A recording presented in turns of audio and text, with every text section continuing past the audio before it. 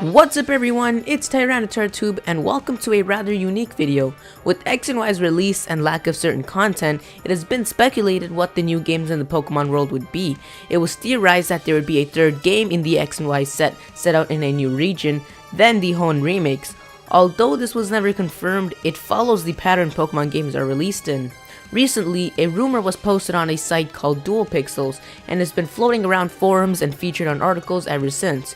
The rumor was supposedly from a leaker who claims to know about Generation 7. The leaker provided enough information to cover important parts of the game, but do keep in mind that this information is not at all confirmed and can be 100% fake. But since other websites are adding their own information and changing the original information, I decided to go in depth about the original posting. So let's take a look at what could very well be the next generation of Pokemon.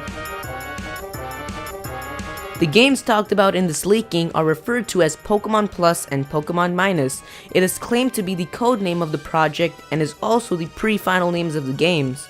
Similar to how Kalos was based off of France, Pokemon Plus and Minus are to be based off of the southeast region of Asia.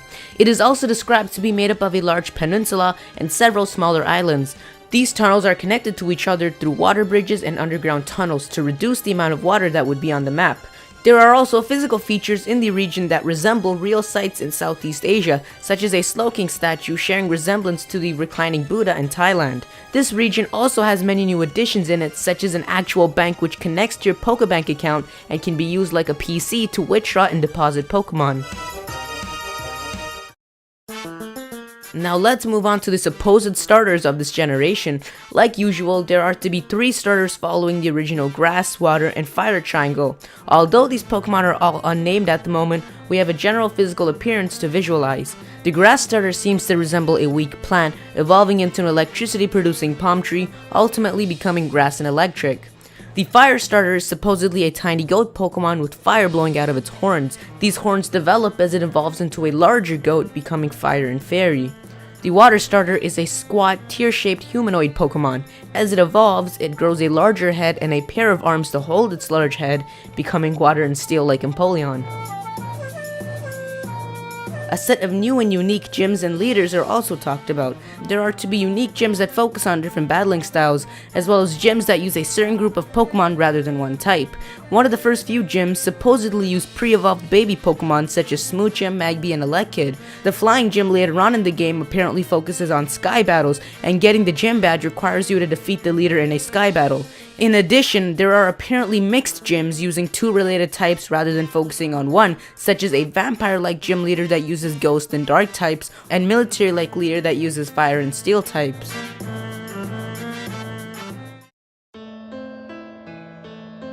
The new antagonistic team of this region seems to have a rather original goal as well. They are described to be a group of Sohai Zealot type people and have a more religious goal as the villains. The story that ties in with these villains are also interesting as well.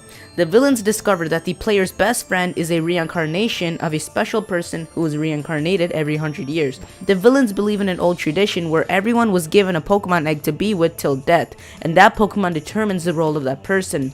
These villains want to maintain that tradition and are against the modern trend of capturing multiple Pokemon and being a Pokemon trainer. They want to travel to the sacred shrine of the legendary Pokemon and awaken it in hope that they can turn everything back to normal.